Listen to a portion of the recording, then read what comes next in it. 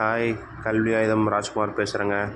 இன்றைக்கி நம்ம பங்குனி உத்திரத்தை முன்னிட்டு விருதாச்சலம் பக்கத்தில் இருக்க மணவாளநல்லூர் திரு கொளஞ்சியப்பார் முருகன் அவரை பார்க்க வந்திருக்கோம். இது தாங்க கோயில் உள்ள என்ட்ரன்ஸ் இது தான். இன்றைக்கி என் பையனுக்கு மொட்டை அடிக்கணும்னு சொல்லிட்டு நம்ம கொளஞ்சியப்பார்கிட்ட வேண்டிக்கிட்டு வந்திருக்கோம். என்ட்ரன்ஸ்லேருந்து ஸ்ட்ரெயிட்டாக போனீங்க அப்படின்னா அங்கே மொட்டை அடிக்கிற இடம் அப்படின்னு சொல்லி போர்டு வச்சுருக்காங்க பாருங்கள். இங்கே ஒரு ஆளுக்கு மொட்டை அடிக்கிறதுக்கு 100 ருபீஸ் சார்ஜ் பண்ணுறாங்க.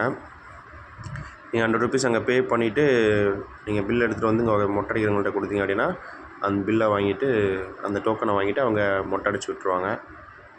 எல்லாருமே பாருங்கள், ஃபுல்லாகவே பங்குனி உத்திரம் அன்னைக்கு மட்டும் இதேமாதிரி நிறைய பேர் இருப்பாங்க. மிச்சம் நார்மல் டேஸில் நார்மலாக ஒரு 2-3 பேர் தான் மொட்டை அடிக்கிறவங்க இருப்பாங்க.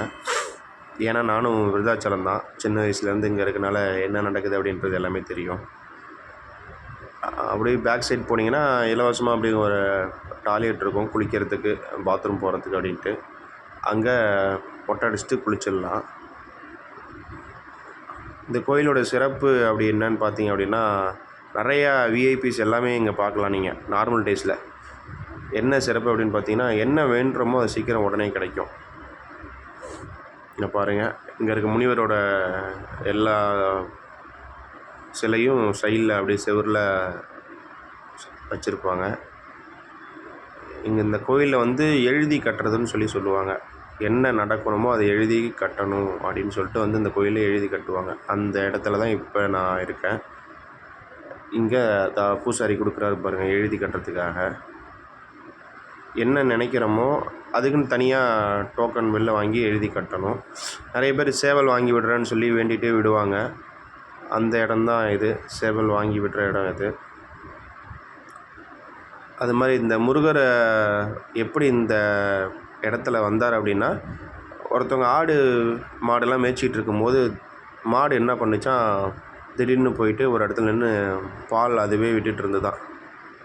என்னடா பால் அதுவே விட்டுக்கிட்டு இருக்கே அப்படின்னு சொல்லி போய் அந்த இடத்துல பார்க்கும்போது அந்த இடத்துல ஒரு சிலை இருந்துச்சு. அந்த சிலை என்ன அப்படின்னு சொல்லிட்டு எடுத்து பார்க்கும்போது முருகர் சிலையாக இருந்திருக்கு. அது அப்படியே வந்து சன்னதியாக மாறிடுச்சு பாருங்கள். இதுதான் வந்து முருகருக்கு முன்னாடி இருக்க விநாயகர், சித்தி விநாயகர் சன்னதி இது.